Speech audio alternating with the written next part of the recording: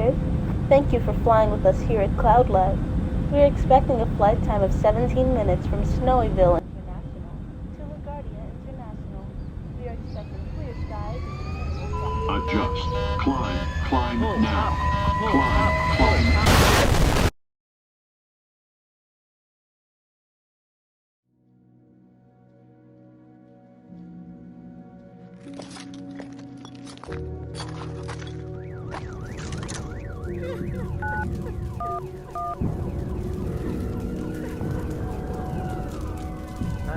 State your location of emergency. We need ambulances. There's dead people here. Something blew up and crashed. Whatever that thing is, it exploded on impact and the highway collapsed. People are trapped and just bring help. I'm alive and talking while these people lie here dying. Hey ma'am, I have your exact location. Emergency services are currently on their way.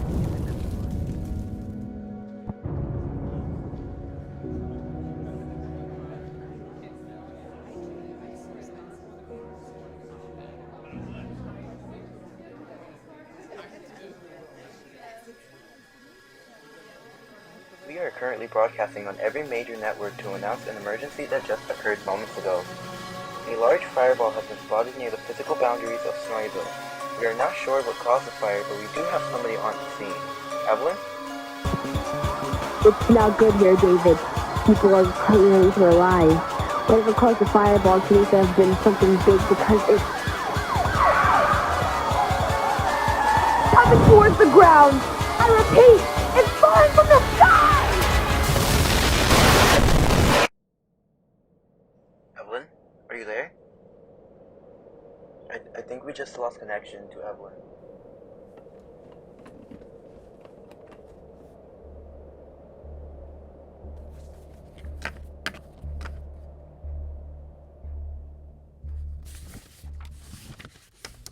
On August 26, 2038, at 9:13 p.m., a mass casualty event occurred involving two long-range maglevs, one of which had 37 souls on board.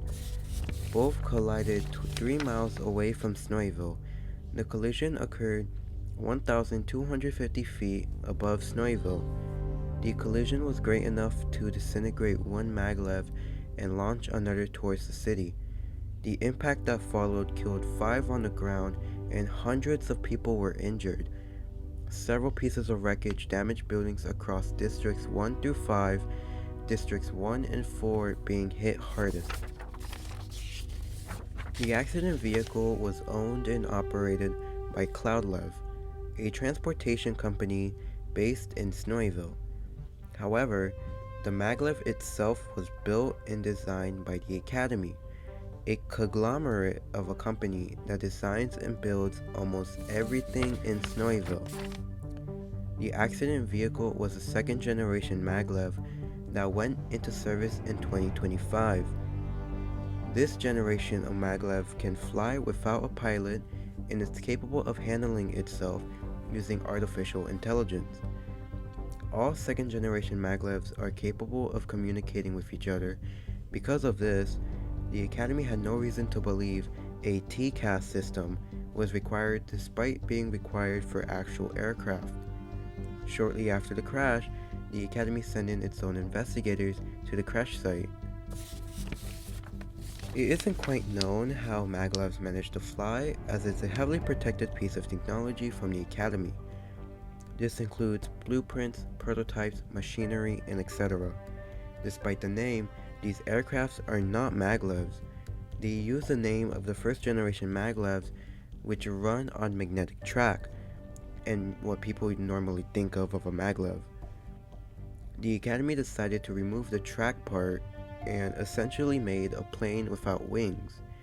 Because of this, the Academy doesn't have to follow FAA regulations due to it not being considered a plane. Only a few select software engineers and developers that worked on the neural network for the AI used in the maglevs knew how it functioned. So this specific group of people were sent by the Academy to investigate the cockpit of the aircraft where it contained the main computer. Now, 2 maglevs were involved in the collision. and Flight 1604 was struck and split into two large sections. However, only a few burnt fragments of metal, presumably from the other maglev, were scattered across the greater Snowyville metropolitan area.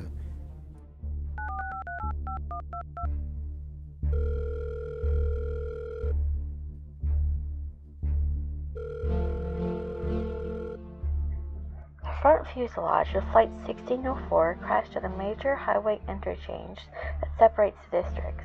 Emergency personnel arrived at the scene expecting to find corpses to be able to resuscitate, since the time that passed still allowed the possibility of resuscitation. However, the bodies that were found were burned beyond recognition and resuscitation wasn't an option. A person of interest found at the site was Snowyville Head Administrator Holiday Esther, who was found in a heavily damaged car with critical injuries. The rest of the fuselage struck an Academy-owned tower used to house Academy workers and students. Fortunately, nobody was seriously injured during the initial impact. NTSB investigators arrived at the scene after it was safe to do so, after the fires were extinguished. Most of the GO team went to the crash site at the interchange because it was exposed and it was easy to inspect. The cockpit was stressed to be very important to the investigation because of the control panel, which would shed light on how the aircraft was configured seconds before the collision. Other NTSB investigators went to the Academy Tower to retrieve the black boxes.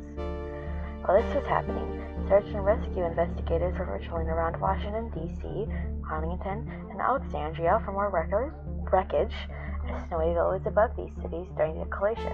There was a possibility that the second maglev has been launched beyond Snowyville and then it's somewhere on the ground. Only a few small fragments of Flight 1604 were found in burnt fragments of metal from an unknown source. These fragments were brought in for examination. The black boxes were retrieved and taken down to NTSB headquarters in Washington, D.C. for analysis. Because no pilots were present inside, the cockpit voice recorder wouldn't be needed.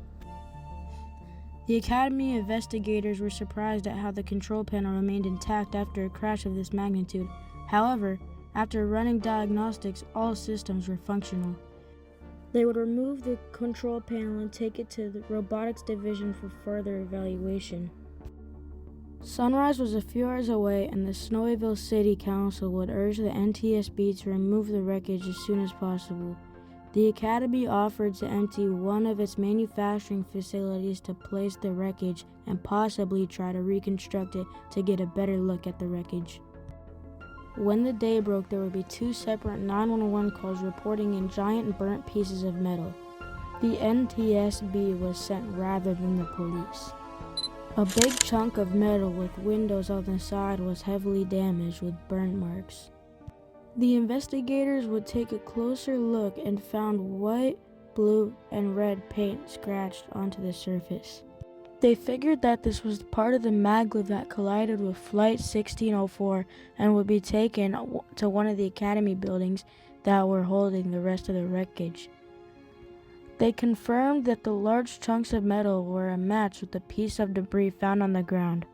The livery of the second maglev was rather similar to Skylink, a separate transportation company with the registration number on the side. However, Skylink denied having a maglev with that registration number, and records show that no maglev was registered with that certain registration.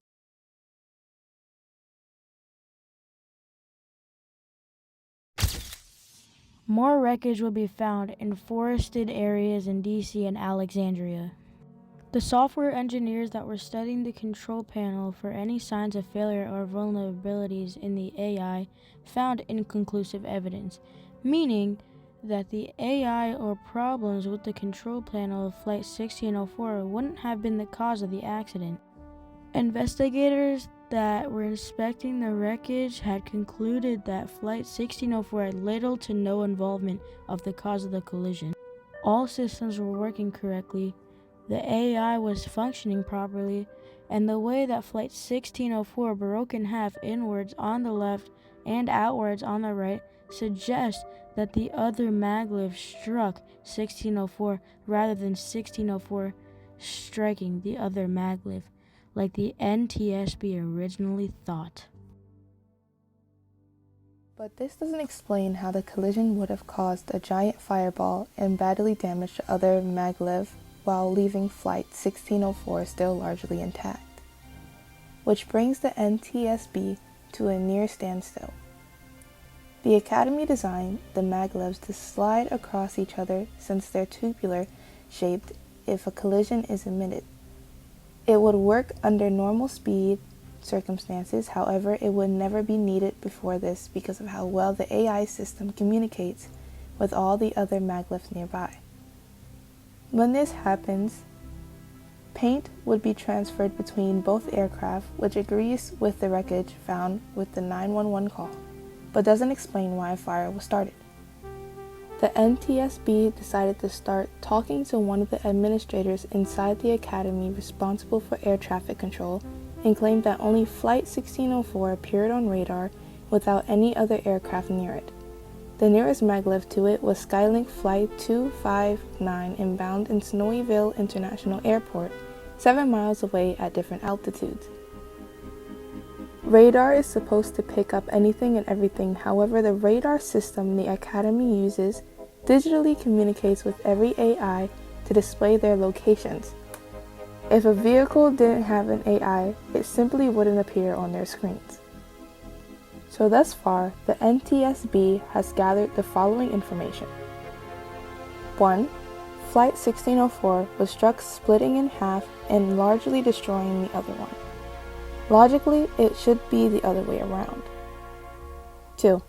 One maglev was going far faster than it should be going because the rolling fail-safe was rendered unstable and the collision caused an immediate explosion. 3. Flight 1604 systems were operational, including the AI. 4. The other maglev has no records of being built by the Academy, and Skylink denied any involvement or knowledge of said maglev. 5. Possible AI malfunction with the other maglev and Flight 1604 couldn't communicate with it. 6. Only Flight 1604 appeared on the radar without any other aircraft nearby. The NTSB got very suspicious about the last piece of evidence. The mystery maglev wasn't communicating with radar, so air traffic control didn't have any idea there was a foreign object in the airspace.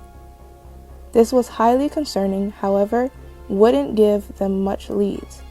The next course of action would be to start asking for witnesses. Following the tragic events that unfolded 2 days ago, the NTSB is now asking for witnesses of the accident to step forward, announcing a $15,000 reward for anyone with information to aid in the investigation. People would come forward as witnesses and explain what they saw. A lot of people would go on saying they saw a missile, to aliens, to the craft simply blowing up. A lot of desperate attempts to win free cash. However, an unexpected witness would step forward. That person of interest was found at the crash site, Holiday Esther. Healing from her critical injuries would ask the investigators to listen. It was a stressful day at work. I needed to leave to get some air. I took my car and drove along, and I parked at the top of a parking garage in the entertainment district and sat at the edge, admiring the stars in the skyline when I saw what I think was a maglev. I'm not sure, it could have been anything. It was too dark for me to tell, but I assumed it was a maglev because of how it reacted. These purple rings started to emit from the back like how normal maglevs prepare to go into hyperjump. The thing, it hyperjumped dangerously close to the city and crashed straight into another maglev. Bang! A giant fireball came down into the city. The NTSB had no clue that maglevs can go into hyperjump. Holly's story checks out as second-generation maglevs can and do go into hyperjump. However, legally maglevs cannot go into hyperjump while being 25 miles within the city. This mystery maglev went into a hyperjump while only being 3 miles away. The Academy did confirm the hyperjump feature and stated, Yes, second-generation maglevs can hyperjump. The AI is taught to do so. However, it's hardwired to follow the 25-mile rule. The first-generation maglevs aren't capable of hyperjumping, so this is still a new technology. We did specifically design it to be safe to use in Earth-like atmospheric conditions. It is not the same hyperjump used in space. The reason the 25-mile rule exists is to prevent a maglev from going at hyperjump speeds around the city, as anything being struck by those speeds obliterate the maglev, sending high-speed shrapnel. It doesn't cut cleanly as shown in movies. The NTSB is still skeptical about Hawley's witness statement, so they brought in people to examine the debris to confirm whether or not it was hyperjump damage. Is that it? Yes. Yep, that's hyperjump damage. It's destroyed and burnt, which is expected. The uneven split on the cloud left maglev also matches what the researchers saw when they made the experiment years ago. Not sure why it would trigger so close to the city though. You might want to check that out. The software developers.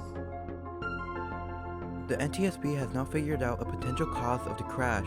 An accidental trigger of the hyperjump caused the mystery maglev to slam into Cloudlev 1604, breaking in half and destroying the maglev in a giant fireball.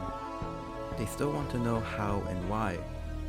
Where did this maglev even come from if the Academy didn't even make it? It would be impossible to create such a complicated piece of technology without the proper blueprints, which are closely protected by the Academy itself.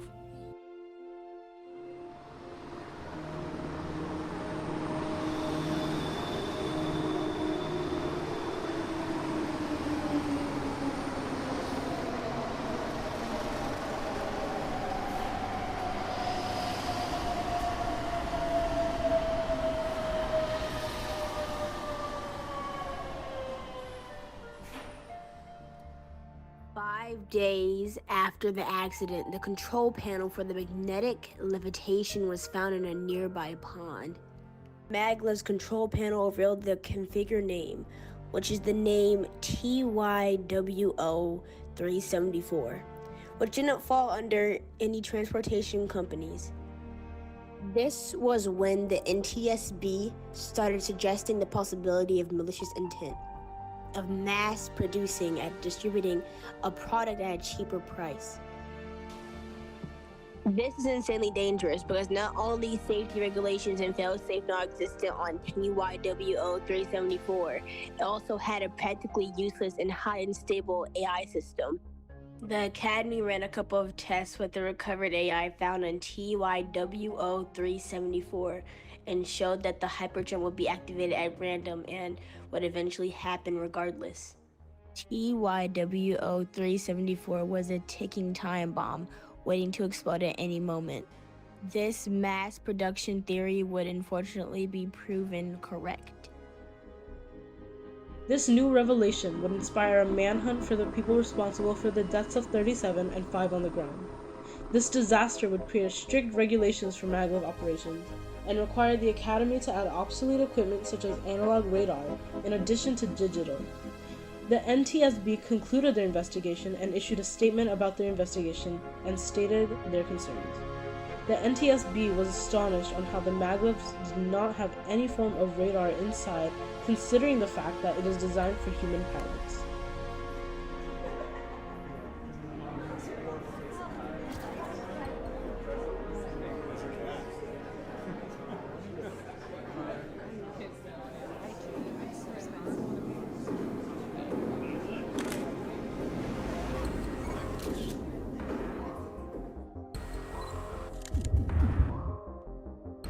During our investigation, we conducted a series of studies and tests on these microbes, as it's new technology we have never really looked at before, and to help with the Academy to provide important information about these microbes, we have come to the conclusion that the collision was accidental due to negligence. We are also concerned about how crucial systems are being worked on inside the Academy. While some are entirely non-existent, we will notice a detailed breakdown of recommendations and requirements that will need to be met before maglevs into active service. As such, all long-range maglevs will not be considered a type of airplane and will be subject to FAA regulations. All maglevs will be required to have radar equipment, and the Academy also be required to be equipped with radar systems, not just AI communications.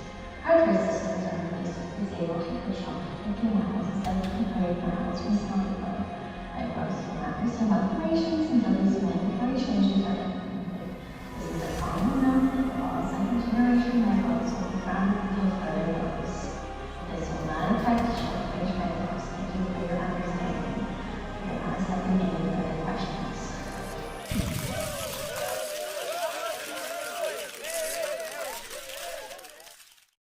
Many revelations tonight as the Academy and the NTSB have released their reports about the tragic accident involving two vehicles in a mid-air collision. Many people here are outraged. Families are mourning the loss of their loved ones, and something doesn't feel right.